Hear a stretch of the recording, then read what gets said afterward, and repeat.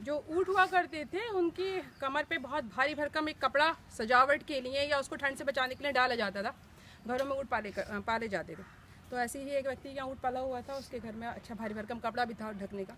सर्दियों की रात थी, उसके जो वालिद साहब थे ठंड से ठुठुर रहे थे। बेटे को बार बार आवाज़ देते थे, बेटा ठंड लग रही है, कुछ उड़ा दे आके।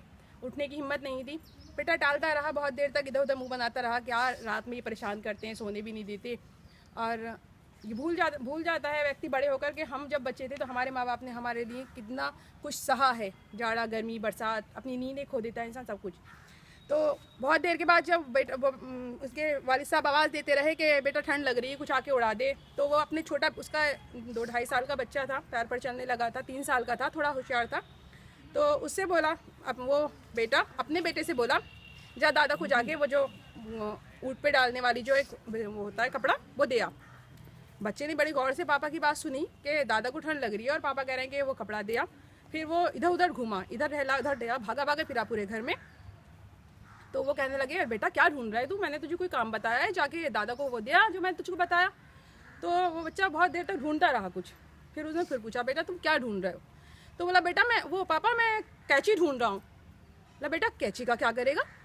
बोला, पापा मैं सोच रहा हूँ जब दादा को ठंड लग रही है तो उनको ये चाहिए, आप उनको ये देने को बोल रहे हो, तो मैं इस कैंची से इस कपड़े को आधा काट के रखूँगा ताकि जब आप बूढ़े हो जाओ तो आपको ठंड लगी तो फिर मैं आपको क्या दूँगा। तो वो उस व्यक्ति को उस समय समझ में आया, वो सर पकड़ के बैठ गया कि आज मैं जो अपने पिता के साथ सलूक कर रहा हूँ, मेरा बेटा यही सीख रहा है। उसको ये लगा कि पापा बहुत अच्छा काम कर रहे हैं, इसलिए उसने कैंची ढूंढने का दिखाया कि मैं कैंची ढूंढ रहा हूँ और कैंची से ये कपड़ा आधा काट के रखूँगा, आज दादा को मैं दे रहा हूँ, कल को मैं आपको भी तो यही उड़ाऊँगा जब आप बूढ़े हो जाओगे, आपको ठंड लगेगी।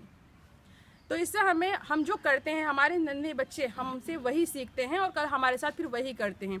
तो हम अपने बड़ों बूढ़ों के साथ अच्छा व्यवहार करें, उनको इज्जत दें, उनको प्यार दें, तो हमें भी कल वैसी इज्जत और प्यार मिलेगा।